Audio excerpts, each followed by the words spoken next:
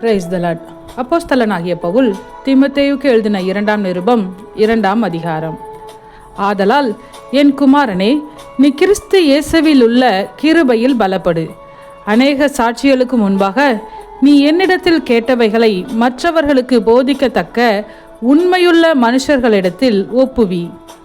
நீயும் இயேசு கிறிஸ்துவுக்கு நல்ல போர்ச்சேவகனாய் தீங்கனுபவி.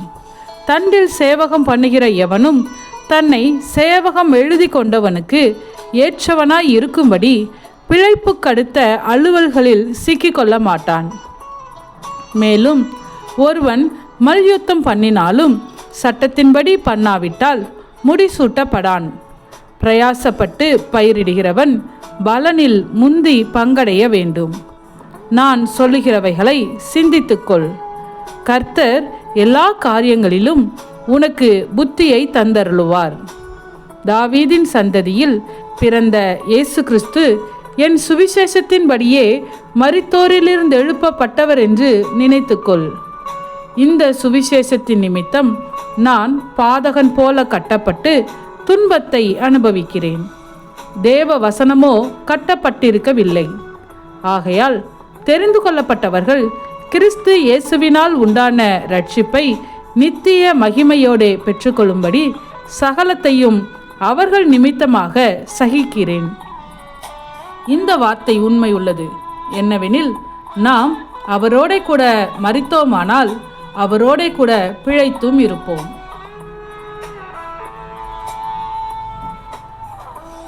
அவரோட கூட பாடுகளை சகித்தோமானால் அவரோட கூட ஆளுகையும் செய்வோம். நாம் அவரை மறுதலித்தால் அவரும் நம்மை மறுதலிப்பார். நாம் உண்மை இல்லாதவர்களாய் இருந்தாலும் அவர் உண்மையுள்ளவராய் இருக்கிறார். அவர் தம்மைத்தாம் மறுதலிக்க மாட்டார்.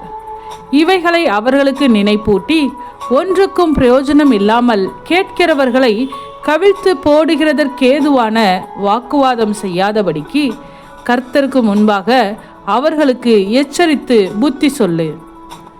நீ வெட்கப்படாத ஊழியக்காரனாயும் சத்திய வசனத்தை நிதானமாய் பகுத்து போதிக்கிறவனாயும் உன்னை தேவனுக்கு முன்பாக உத்தமனாக நிறுத்தும்படி ஜாக்கிரதையாயிரு. சீர்கேடான வீண் பேச்சுகளுக்கு விலகியிரு. அவைகளால் அவர்கள் அதிக அவபக்தி உள்ளவர்கள் ஆவார்கள். அவர்களுடைய வார்த்தை அரிப்பிளவையைப் போல படரும். இமெனேயும் பிலேத்தும் அப்படிப்பட்டவர்கள். அவர்கள் சத்தியத்தை விட்டு விலகி உயிர்த்தெழுதல் நடந்தாயிற்றென்று சொல்லி சிலருடைய விசுவாசத்தை கவிழ்த்து போடுகிறார்கள். ஆகிலும் தேவனுடைய உறுதியான அஸ்திபாரம் நிலைத்திருக்கிறது. கர்த்தர் தம்முடையவர்களை அறிவார் என்பதும், கிறிஸ்துவின் நாமத்தை சொல்லுகிற எவனும் அநியாயத்தை விட்டு விலக கடவன் என்பதும் அதற்கு முத்திரையாய் இருக்கிறது.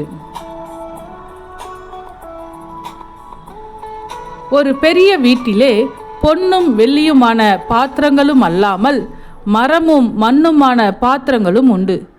அவைகளில் சில கனத்திற்கும் சில கனவீனத்திற்கும் ஆனவைகள். ஆகையால் ஒருவன் இவைகளை விட்டு தன்னை சுத்திகரித்து கொண்டால் அவன் பரிசுத்தமாக்கப்பட்டதும் எஜமானுக்கு உபயோகமானதும் எந்த நற்கிரியைக்கும் ஆயத்தமாக்கப்பட்டதுமான கனத்துக்குரிய பாத்திரமாயிருப்பான். அன்றியும் பாலியத்துக்குரிய இச்சைகளுக்கு நீ விலகியோடி சுத்த இருதயத்தோடே கர்த்தரை தொழுது கொள்ளுகிறவர்களுடனே நீதியையும் விசுவாசத்தையும் அன்பையும் சமாதானத்தையும் அடையும்படி நாடு. புத்தியினமும் அயுத்தமுமான தர்க்கங்கள் சண்டைகளை பிறப்பிக்கும் என்று அறிந்து அவைகளுக்கு விலகியிரு. கர்த்தருடைய ஊழியக்காரன் சண்டை பண்ணுகிறவனாய் இராமல் எல்லாரிடத்திலும் சாந்தமுள்ளவனும் போதக சமர்த்தனும் தீமையை சகிக்கிறவனுமாய் இருக்க வேண்டும்.